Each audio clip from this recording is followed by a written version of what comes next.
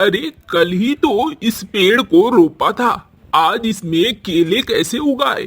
मामा, ओ मामा, मामा। कहते हुए गोपू अपने मामा के पास भाग कर जाता है। कमरे में गोपू पहुंचता है और हाँफते हुए बोलता है अपने किताब पढ़ते हुए मामा से। अरे ओ मामा, आप यहाँ किताबों में खोए हुए हो। वहाँ देखो क्या गजब हो गया है। अरे क्या हो गया है गोपू, तू बहुत परेशान होता रहता है। बता क्या हो गया है। मैं बगीचे से आया हूँ। तो फिर बगीचे में ये जो केले के पेड़ लगाए थे ना। हाँ, लगाए तो थे। वो आज एक केले के साथ बड़ा भी हो गया है। अच्छा, ये तो बहुत अच्छी बात है। अब हमें केले खाने को मिलेंगे। अरे मामा, वो पेड़ इतनी जल्दी कैसे बड़ा हो सकता है? चल चल देखते हैं बगीचे में ऐसा क्या है। दोनों पहुंचते हैं बगीचे में। केला तो एक ही लगा है। ये तो बड़ा अजीब है। वैसे तो पूरी की पूरी घानी लगती है जिसमें बहुत सारे केले होते हैं। ऊपर से इसमें सिर्फ एक ही केला है। मामा, आपको केले की पड़ी है, आपको समझ में नहीं आ रहा? कल हमने इसे रोपा और छोटा सा पौधा आज पेड़ बनकर फल दे रहा है। थोड़ा अजीब नहीं है? अरे कुछ अजीब नहीं है, दुनिया में बहुत सारी चीजें होती है। तू जा घर जाके सो जा। मामा वहाँ खड़े खड़े कुछ सोच रहा होता है और गोपू आखिरकार घर आ जाता है। लेकिन रात भर उसे नींद नहीं आती है। जैसे ही वो सोता है, सपने में उसे दिखने लगता है वो और उसके मामा बगीचे में है। गोपू बगीचे में खुदाई कर रहा है। जिस पेड़ के नीचे गोपू खुदाई कर रहा था, उस पेड़ के ऊपर एक ब्रह्म भूत रहता था। वो बार बार सलाह दे रहा था। अरे ये जो तुम पेड़ लगा रहे हो, इसमें थोड़ा गोबर दे देते ना, बहुत अच्छे से निकलता ये पेड़ और बहुत जल्दी फल भी देने लगता। लेकिन तुम क्या इंसानों को समझाना, ये इंसान तो बस पेड़ लगा के चल देते हैं। गोपू को कुछ कुछ एहसास होता है, लेकिन वो देख तो पाता नहीं है। ब्रह्मभूत कभी मामा के पास खड़ा हो जाता है, कभी गोपू के पास खड़ा हो जाता है और फिर वापस पेड़ की डाली पे जाके बैठ जाता है। गोपू आश्चर्य से अपने मामा को कहता है, मामा, ऐसा नहीं लगता है कि यहाँ कोई है? मैं बार बार इस चीज को महसूस करता हूँ। जब भी बगीचे में आता हूँ मुझे ऐसा लगता है कोई यहाँ पर है। तुम्हें ठीक ही लगता है, क्योंकि यहाँ रहता है एक ब्रह्मभूत। भूत? मामा, आपको पता है? हाँ, मुझे पता है। और वो भूत मुझसे पूछ कर ही इस बगीचे में रहता है। मामा, आपको तो किसी ओझा या साधु को बुलाना चाहिए जो इस भूत को भगा दे। अरे चुप कर, अब जरा सोच, इतने बड़े बगीचे में हम पहरेदारी के लिए किसी को रखते तो पैसे देने पड़ते।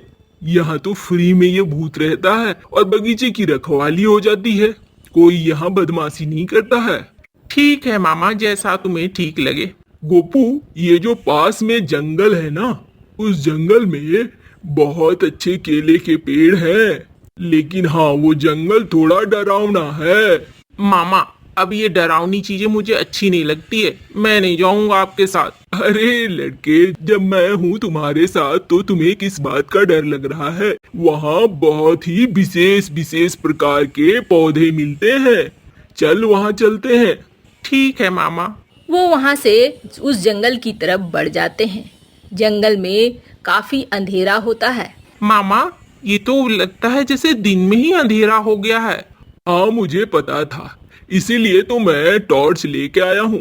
अब चल मेरे साथ। चलते चलते वो एक कब्रिस्तान के पास पहुँचते हैं।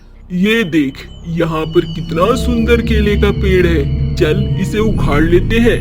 मामा, मुझे थोड़ा अजीब लग रहा है इस केले के पेड़ की बनावट। अरे कुछ अजीब नहीं, यहाँ पौधे थोड़े अलग अलग होते हैं। चल।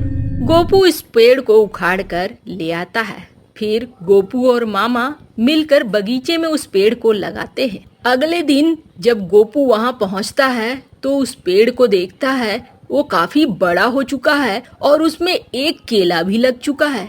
मामा मामा कहते हुए वो मामा की तरफ भागता है और आखिरकार सपने से जग जाता है गोपू। अरे ये क्या, मैं तो जो हम लोगों ने पौधे लाए थे उसी का सपना देख रहा था, लेकिन ये सपना डरावना है, मुझे बार बार कुछ याद दिलाने की कोशिश कर रहा है। चलो कोई नहीं, सवेरा होने ही वाला है, चलता हूँ बगीचे में। गोपू अगले दिन फिर बगीचे में पहुंचता है। जैसे ही बगीचे में पहुंचता है, उसके आश्चर्य का ठिकाना नहीं रहता है।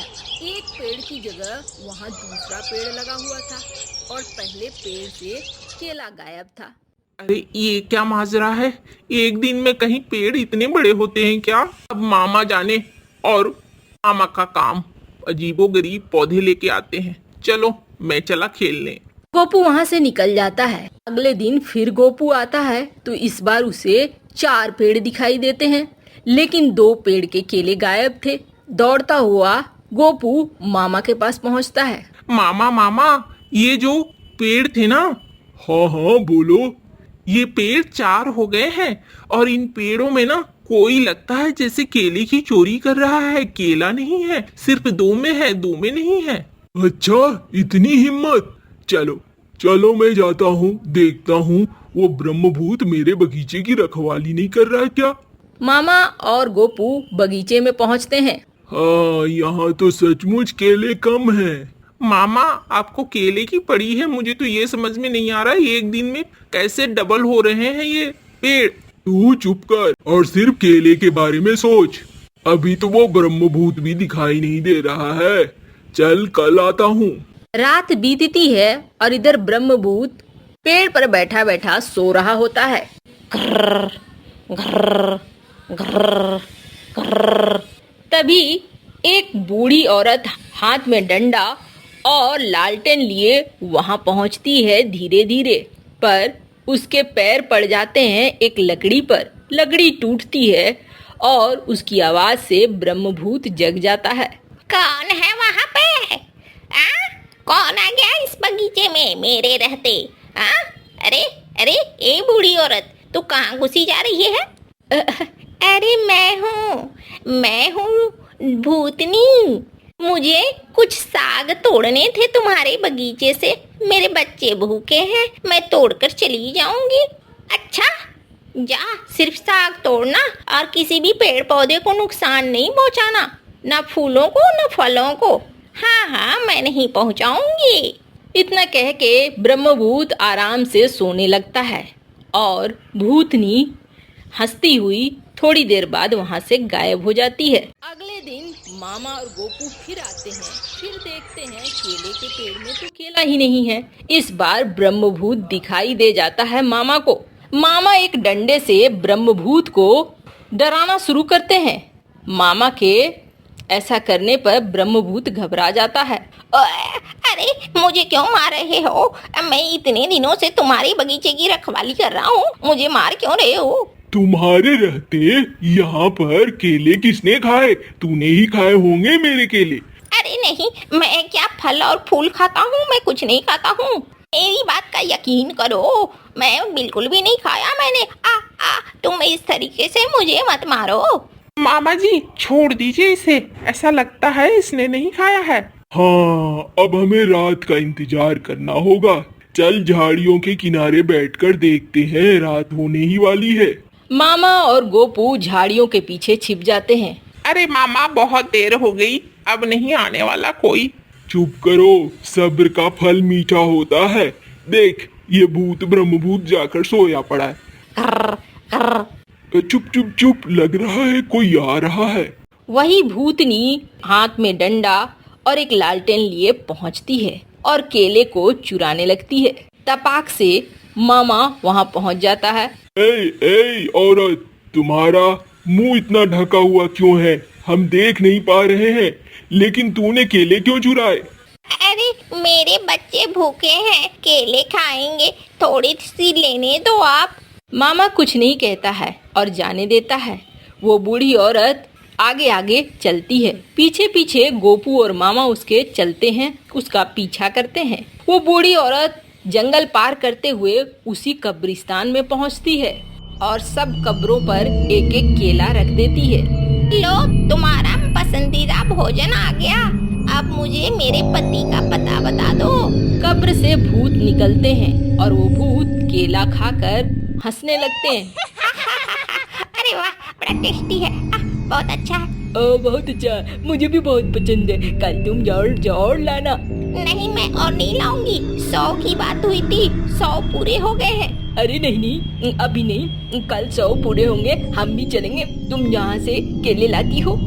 गोपू और मामा सारी बात समझ जाते हैं, वापस आते हैं। हाँ तो ये बात है, ये भूतनी 100 केले तक हमारे बगीचे से केले लेगी।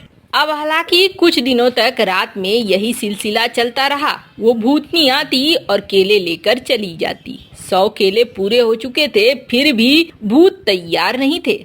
इधर एक दिन ब्रह्मभूत उतरकर आता है, एक बक्से को साथ में लेकर। अरे ब्रह्मभूत, कहाँ जा रहे हो? अरे बड़ा बंठन के। मैं जरा घर के होकर आता हूँ। बहुत दिन हो गए हैं गए हुए। आप मेरे जाने के बाद किसी और भूत को मत दे देना ये बगीचा। ठीक है, जाओ। ब्रह्मभूत वहाँ से उड़कर चला जाता है। गोपू और गोपू के मामा बगीचा पहुँचते हैं।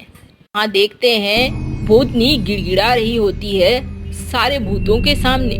मुझे अब बता दो मेरे पति का पता। तुम लोगों को मैंने 100 किलो से ज्यादा खिला दिया। अरे नहीं, अभी हमें और चाहिए, अभी हम और खाएंगे। केले दो, जल्दी से केले दो। तुम ही तोड़ सकती हो इनके केले, इसलिए मुझे दो। तब तक ब्रह्मभूत एक नए बनियान और चश्मे के साथ आता है और भूतनी जब उसे देखती है, अरे तुम कौन हो? तुमने मेरे पति का चश्मा और ये बनियान क्यों पहनी है? तुम्हारे पति? अरे मैं तो ब्रह्मभूत हूँ। कहाँ के रहने वाले हो तुम? जगन्नाथपुर का। तुम्हारा नाम क्या है? गोवर्धन। अरे मैं हूँ, तुमने मुझे पहचाना नहीं? मैं शकुंतला। शंकु तुम? हाँ मैं हूँ। बाकी भूत दोनों को मिलते देख वहाँ से फुर्र हो जाते हैं। उसके बाद पति पत्नी भूत भी गायब हो जाते हैं। अब गोपू और गोपू के मामा को केले मिलने शुरू हो जाते हैं।